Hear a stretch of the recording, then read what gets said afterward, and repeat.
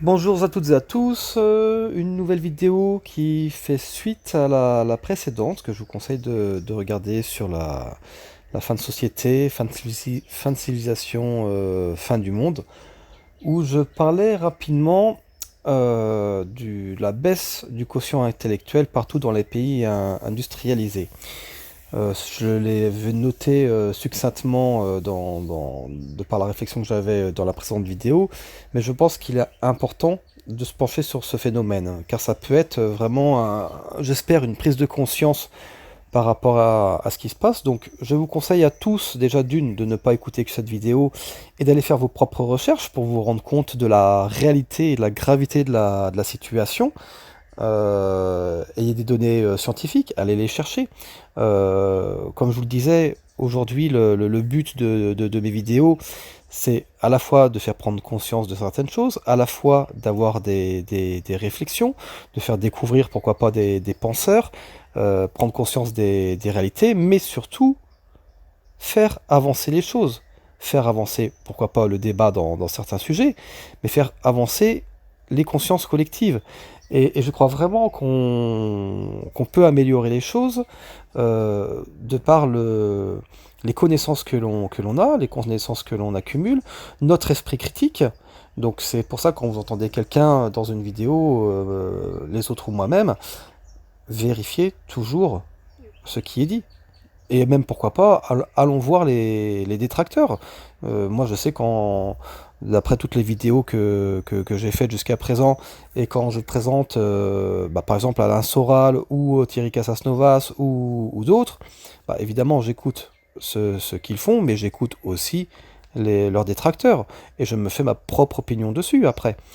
C'est comme ça on doit fonctionner pour avoir un esprit critique. Et je crois que c'est vraiment ultra fondamental que tout le monde ait un esprit critique. On parle de baisse de quotient intellectuel, mais forcément, justement, l'esprit critique vient à contrario de la baisse du quotient intellectuel. Donc il faut vraiment toujours faire travailler cet esprit critique-là. Et je vous encourage vivement à débattre, à partager. Avec les contradicteurs, quelqu'un qui n'est pas d'accord avec vous, prenez justement des informations, des chiffres, pourquoi pas même des données scientifiques. Là, pour le quotient intellectuel, c'est relativement simple. Et allez en parler avec les gens, avec des gens qui ne sont pas d'accord avec vous. Et normalement, si vous avez les bonnes données et que vous êtes fort de persuasion, avec une réalité derrière, bah, vous allez non seulement avoir raison, mais petit à petit, bah, faire des émules autour de vous. Et la solution, elle est là. Entre guillemets, quand j'appelle propager la bonne parole, ça fait prosélytisme religieux, ce n'est pas du tout mon domaine de prédilection, mais propager la bonne parole dans le sens où, ben, discutons ensemble, partageons nos contradictions, partageons nos contradictions, ce qui va faire avancer le débat, ce qui va faire avancer l'esprit critique. Donc, cette baisse de QI, a priori, elle a commencé dans les années 80, si on prend les chiffres officiels. Avant, il y avait du coup, tout le monde pensait que le quotient intellectuel allait augmenter entre guillemets de manière infinie, augmenter perpétuellement. C'est ce ils avaient appelé l'effet de Flynn, du nom de son concepteur. Et là, du coup, on pensait que le quotient intellectuel moyen ne cessait d'augmenter dans la population.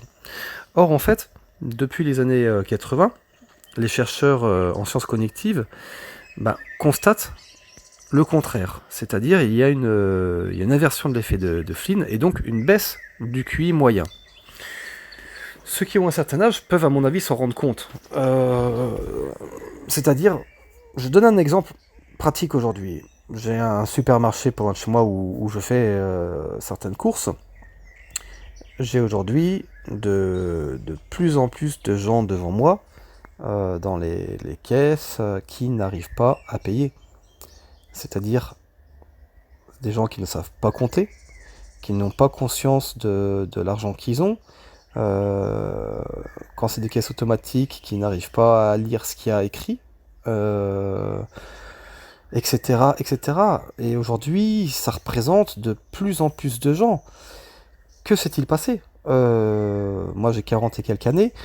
Quand j'étais plus jeune, quand j'étais adolescent, donc dans les années 80 justement, euh, je n'avais pas ça autour de moi, ou alors je me rendais pas compte, mais il me semble bien que je n'avais pas autant de gens en détresse cognitive. Là, il y en a, j'en vois vraiment beaucoup, beaucoup autour de moi, notamment quand je vais acheter des courses. Je vois vraiment beaucoup, beaucoup de gens qui ont du mal, du coup, à réfléchir. Alors, que s'est-il passé? On peut prendre des cas à part. Ils ont tous forcément une histoire qui les a rendus comme ça, peut-être un accident ou d'autres. J'en sais rien. On peut, du coup, on a le droit de se poser la question, qu'est-ce qui a pu influencer ça? Comment en est-on arrivé là? Comment on monte d'un modèle de société, comment on pense d'un modèle de société jusqu'à les années 80, où le quotient intellectuel augmente, augmente, augmente perpétuellement, et à partir des années 80, et pire du coup 90, une accélération des années 90, d'une chute du QI. Et donc il y a eu quelque chose de charnière dans les années 80 qui a fait que les gens deviennent, entre guillemets, de plus en plus bêtes. Maintenant, ben, je pense que c'est important de partager par rapport à ça. Je n'ai pas du tout la solution. A priori, personne ne l'a. On peut mettre maintenant des hypothèses, faire des suppositions. Et ce que je peux constater avec mon humble recul, c'est que il y a une réalité, c'est que dans les années 80, il y a eu un changement radical d'émissions télévisées. Euh, c'est Mitterrand, du coup, qui a, entre guillemets, libéré la presse et surtout vendu TF1 à Bouygues. Euh, Est-ce qu'il y a eu une influence par rapport au quotient intellectuel des gens? On peut vraiment se poser la question, dans le sens où ben, on a eu un changement de programme télé. Je crois vraiment que le terme libérer la presse est un contresens. Dans le sens où même si la presse était contrôlée par l'État jusque dans les années 80, il y avait justement une réelle volonté d'éduquer les masses. Et du coup, on était sur des débats télévisés, on était avec des penseurs, des philosophes, euh, beaucoup plus présents sur les chaînes. Quand je dis beaucoup plus présents, c'était monnaie courante, il y avait des grands débats de société en permanence. Et Bouygues achetant TF1, il est passé dans le divertissement. Et du coup, on a supprimé les débats au fur et à mesure. Maintenant, un débat à la télévision, il n'y en a quasiment plus. Ou de faux débats, c'est-à-dire plusieurs personnes qui ont la même idée avec une personne qui a une variation dans la même idée, mais on n'est plus aujourd'hui sur des débats contradictoires. Et on verrait comme j'en parlais dans les précédentes vidéos, on aurait par exemple des détracteurs qui seraient invités à la télévision pour débattre. Or, c'est le contraire. Aujourd'hui, les détracteurs, ils sont vraiment mis de côté, écartés et censurés. On ne propose aucun débat avec les gens qui ne pensent pas comme l'intelligentsia. Donc, plus aucun débat, divertissement. On est en droit vraiment de se poser la question si ce modèle télévisé bah, pas carrément détruit la conscience humaine. Parce que du coup, c'est venu justement au même moment, et ça paraît logique. Ça paraît logique des émissions où il y a un débat, donc une réflexion, donc une remise en question, donc un approfondissement des connaissances, et des émissions où on prend des personnes lambda qui n'ont souvent pas beaucoup de vocabulaire, le tout à chacun, qui s'expriment beaucoup plus mal et qui vont juste participer à des jeux télévisés. Forcément, à force de regarder telle ou telle personne, s'il y en est sur un ingénu, un chercheur, un savant, un philosophe, ou quelqu'un de plus banal avec beaucoup moins de vocabulaire, forcément, ça va pas nous tirer vers le haut, ça va nous tirer vers le bas. Donc là, forcément, on est en droit de se poser la question, est-ce que la télévision n'a pas détruit la conscience humaine, ou en tout cas le quotient intellectuel? Après, on peut aussi se poser la question, est-ce qu'il n'y a pas eu d'autres facteurs? J'en parlais rapidement dans la précédente vidéo. est-ce qu'il n'y a pas eu est-ce qu'il n'y a pas une influence également de ce que l'on mange? Comme vous le savez, du coup, j'écoute régulièrement ce que propose Thierry Casasnovas. Pas forcément de par la personne, mais c'est surtout, pour moi, il y a un lien direct de toute façon entre la qualité de notre nourriture, la qualité du carburant que l'on ingère et la qualité de notre corps et de notre cerveau. Ce qui paraît aussi une évidence, même si aujourd'hui il y a peu d'études mises en avant à ce sujet-là. Ça paraît logique que si on mange un produit plein de pesticides qui n'a pas vu réellement la terre, et du coup on sait d'un point de vue scientifique maintenant qu'il n'y a plus aucun nutriment dedans par rapport à un produit qui a poussé de manière naturelle et sans OGM, sans pesticides, etc. Forcément, le deuxième va mieux nous nourrir et peut avoir que des répercussions positives à la fois sur notre corps, sachant que le corps et l'esprit sont liés, forcément, de toute façon, ça peut avoir un effet que positif par rapport à notre esprit. Et à contrario, si on mange des produits transformés avec des conservateurs, des pesticides et des perturbateurs endocriniens et des produits qui peuvent également nous favoriser le cancer, forcément on peut se douter que cela n'est pas bon pour nous de manière générale, donc ni bon pour le corps et pour l'esprit. Peut-être y a-t-il encore d'autres facteurs? D'ailleurs, bah, n'hésitez pas à donner votre avis par rapport à ce sujet-là. Il est bon d'apporter une réflexion. Là, aujourd'hui, on n'est que sur une réflexion, on est sur des hypothèses. Il n'y a pas de grandes études à ce niveau-là. Et d'ailleurs, je tiens à souligner que c'est un très gros problème. Qui aujourd'hui nous parle de la baisse de QI en France et dans le monde? Dans le monde, on parle de pays, des pays développés, les plus développés en fait. Quand est-ce qu'on a vu ça à la télévision? Moi, je ne l'ai jamais vu. Bon, en même temps, j'ai plus de télévision, mais on me l'a jamais rapporté.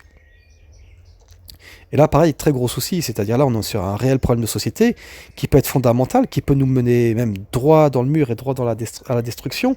Si aujourd'hui, on voit des gens jeter leurs détritus n'importe où, n'importe comment, si on voit des gens s'insulter dans la rue, se battre pour un oui ou pour un non, on peut se douter que la baisse du quotient intellectuel est sûrement liée à toutes ces activités et à ces réactions des gens.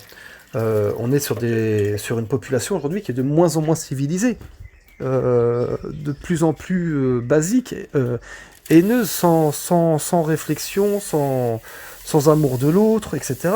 Donc sur un modèle de société qui est plus destructeur que de gens ayant une réflexion. Alors je dis ça schématiquement, il peut y avoir évidemment des gens ayant un quotient intellectuel élevé, et de temps en temps mal réagir, c'est pas parce qu'on a un quotient intellectuel élevé qu'on va pas se bagarrer, etc. Mais globalement, les réactions au quotidien sont forcément moins réfléchies que quelqu'un qui a un quotient intellectuel plus élevé. Donc, pourquoi aucune information à ce sujet-là dans les médias? Aucune information dans les médias. Il y a urgence. Si on veut s'en sortir, si on veut ne serait-ce que pouvoir voter correctement, par exemple, prendre une bonne décision par rapport aux gens qui nous gouvernent, il faut avoir un minimum de cerveau et l'utiliser et d'esprit critique. D'ailleurs, peut-être peut-on se poser la question aussi, est-ce pour ça que nous ne parlons pas de ce phénomène? Est-ce pour ça que on ne nous affole pas par rapport à ce phénomène? Est-ce pour mieux manipuler les gens? Car quelqu'un qui a un quotient intellectuel très très très bas, on peut supposer qu'il ira beaucoup plus facilement voter vers la personne que les médias nous diront de voter sans esprit critique. Et faire évidemment avoir les actions, les réactions, pareil que les politiques en place, du coup, veulent que l'on ait. Je crois réellement que la solution pour avancer, c'est l'esprit critique, pour justement bien choisir nos dirigeants, bien choisir nous-mêmes nos choix au quotidien, notre modèle de société. Il faut favoriser le quotient intellectuel. Et là, s'il est en chute libre et qu'on ne nous affole pas par rapport à ça, c'est extrêmement grave. Extrêmement grave. Sans parler que du coup, c'est lié également à une chute du langage. Pareil, vous pouvez regarder, il y a eu différentes études qui ont été faites à ce sujet-là. Le nombre de mots utilisés et donc compris par les gens, aujourd'hui, est en chute libre également. En chute libre, on utilise de moins en moins de mots, donc on utilise toujours les mêmes mots. de moins en moins de vocabulaire, apparemment beaucoup de temps ne sont plus utilisés, le conditionnel, le participe passé, etc. Et on est, du coup, le verbe utilisé est beaucoup plus au présent, c'est-à-dire on est dans l'instant présent, et l'utilisation par exemple du conditionnel, forcément, va amener des suppositions. Le conditionnel est lié aux suppositions. Si on n'est plus dans des suppositions, donc du coup dans une réflexion, et on n'utilise plus des mots liés à ces réflexions, à des conditions, bah forcément, la réflexion est en dégringolade, et la baisse du langage, la baisse de la richesse du langage, témoigne directement de la baisse du quotient intellectuel. Donc je crois qu'il est urgent de se parler les uns et les autres, réellement, de prendre conscience de tout ça. Si vous avez des contacts dans les médias, partagez ces informations. Essayez de convaincre les journalistes que vous avez autour de vous qu'il faut faire quelque chose, il faut prendre conscience, faire prendre conscience aux gens, les alerter. Il y a un problème de société. On nous parle aujourd'hui, le gros problème de société, c'est 30 000 morts du coronavirus en France. Mais là, on est sur un problème de société fondamental. On va droit dans le mur. On va tous mourir si on n'arrive plus à réfléchir. C'est tellement logique. Donc là, on a un réel problème de société ultra important. Si vous avez des gens autour de vous qui sont dans la presse, alertez-les. Demandez-leur de faire un papier dessus. Peut-être que ce sera refusé par leur rédaction, par leur chef. On s'en fiche. Essayons d'avoir une mouvance dans ce sens-là. Essayons d'apporter le débat, car comme je le supposais tout à l'heure, c'est aussi ce que l'on regarde à la télé, et donc en fait ce que l'on a dans notre quotidien. Télé ou pas télévision, moi je vis sans télévision, et ben du coup ça se transpose avec les conversations que j'ai avec mes amis, tout simplement. Soit on peut avoir des conversations, je sais pas moi, de consommation, tiens, je vais acheter telle fringue, je vais acheter telle chaussure, telle connerie qui me servira à rien dans la vie. Bon, évidemment, les gens parlent pas comme ça. Soit on parle de la pluie du beau temps, et encore sur la pluie du beau temps, on peut très bien apporter une réflexion très importante par rapport au changement climatique. Mais ce que je veux dire, c'est soit on va parler de tout et de rien de manière complètement futile et sans intérêt. On va parler de tel programme télé, par exemple, de telle émission de télé-réalité à la con. Ou soit on va aborder des vrais sujets. Donc, dans votre quotidien, on s'en fout de la télévision, même limite s'il n'y a plus de télévision, on n'en a rien à faire. Mais dans votre quotidien, avec les gens autour de vous, instruisez-vous, partagez, débattez, confrontez vos opinions. Et là, oui, on peut apporter quelque chose.